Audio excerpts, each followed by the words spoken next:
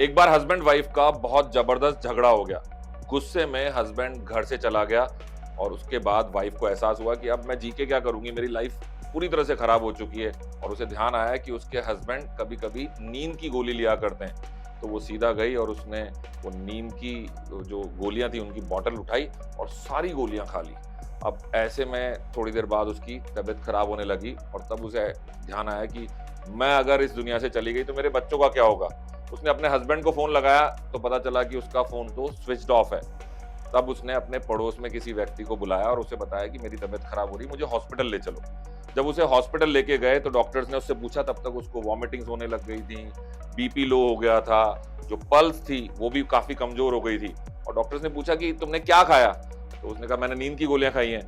तो वो डॉक्टर जानना चाहते थे कि किस तरह की नींद की गोलियां खाई गई हैं। तो उन्होंने उस बॉटल के बारे में पूछा। अब लेडी को ना तो नाम याद था दवा का ना कुछ। तो वो पड़ोसी वापस बॉटल लेने के लिए उसके घर गया और बॉटल लेके जब तक हॉस्पिटल आया तब तक इलाज स्टार्ट हो गया था।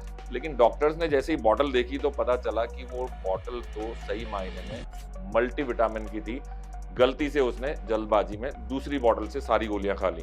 अब जब लेडी को ये बात बताई गई उस वाइफ को तो उसकी तबीयत धीरे धीरे इम्प्रूव होने लगी। और इसी को मेडिकल साइंस में प्लेसिबो इफेक्ट बोलते हैं कि आपका दिमाग जो बिलीव कर लेता है वैसा ही वो आपकी बॉडी में रिएक्शन स्टार्ट करता है।